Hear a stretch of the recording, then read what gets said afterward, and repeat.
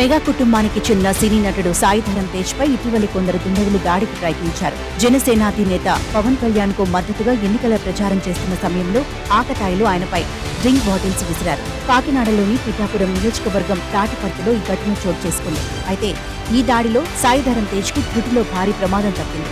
ఆయన పక్కనే ఉన్న జనసేన వీరాభిమాని నల్ల శ్రీధర్ కు ఆ బాటిల్ తగిలింది.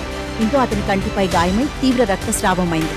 ఈ ఘటనతో అధికారులు ఒక్కసారిగా అప్రమత్తమై నిందితుల్ని గుర్తించే పనిలో నిమగ్నమయ్యారు. ఇది వైసీపీ స్థానిక నేతల పనే అయ్యుండొచ్చని అనుమానాలు వ్యక్తమవుతున్నాయి. ఇదిలా ఉంటే తాజాగా నల్ల శ్రీధర్ ను హీరో సాయి ధరమ్ తేజ్ పరామర్శించారు.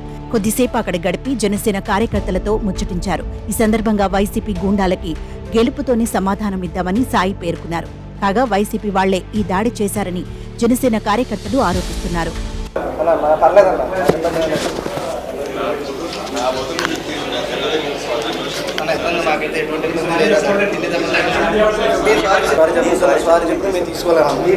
మాకు ఇలాంటి ఎన్ని దెబ్బలన్నా పర్యంతం ఎట్టి పరిస్థితుల్లో కళ్యాణ్ గారిని మాత్రం మేము గెలిపించుకుని తీరుతాం. ఇలాంటి దాడులు ఎన్ని వచ్చినా మేము తట్టుకుంటాం, అందులో ఏ డౌట్ లేదు. సారీ మాత్రం చెప్పొద్దు. దీనికోసం పొద్దున పూజ చేయించి తొందరగా గెలవచ్చు. మీరు ఏవైతే చెప్పారో మేము అన్ని మనసులో పెట్టుకుంటాం. అవన్నీ మన గెలుపుతో మనం ఆశించాం. తప్ప చాలా ఆనందం తీసుకున్నారు. బాధ్యత అండి, బాధ్యత కోసం వచ్చాను. బాధ్యత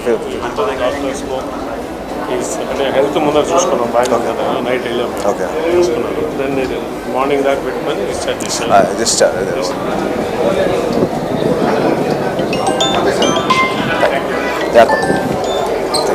ఓకే.